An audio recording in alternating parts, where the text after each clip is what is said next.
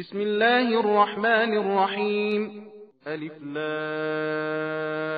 را، تلك آيات الكتاب وقرآن مبين. ربما يود الذين كفروا لو كانوا مسلمين. ذرهم يأكلوا ويتمتعوا ويلههم الأمل فسوف يعلمون. وما أهلكنا من قرية إلا ولها كتاب معلوم، ما تسبق من أمة أجلها وما يستأخرون. وقالوا يا أيها الذي نزل عليه الذكر إنك لمجنون، لو ما تأتينا بالملائكة إن كنت من الصادقين. ما ننزل الملائكة إلا بالحق وما كانوا إذا منظرين. إنا نحن نزلنا الذكر وإنا له لحافظون. ولقد أرسلنا من قبلك في شيع الأولين، وما يأتيهم من رسول إلا كانوا به يستهزئون. كذلك نسلكه في قلوب المجرمين، لا يؤمنون به وقد خلت سنة الأولين.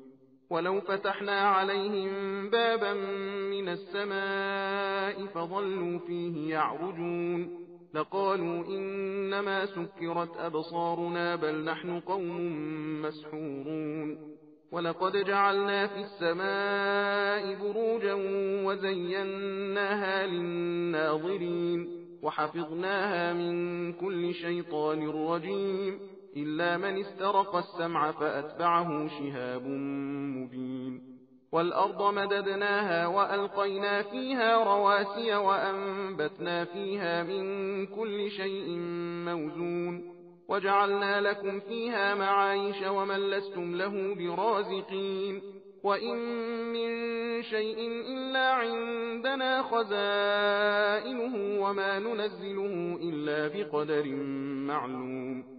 وأرسلنا الرياح لواقح فأنزلنا من السماء ماء فأسقيناكموه وما أنتم له بخازنين. وإنا لنحن نحيي ونميت ونحن الوارثون. ولقد علمنا المستقدمين منكم ولقد علمنا المستأخرين.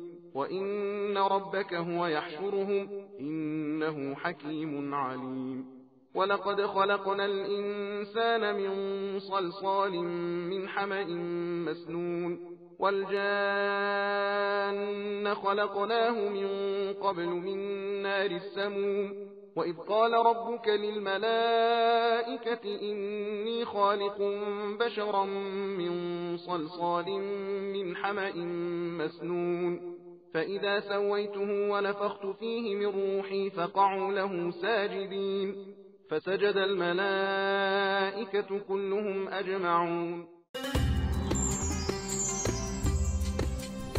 सबील कुरान हिदायत का रास्ता।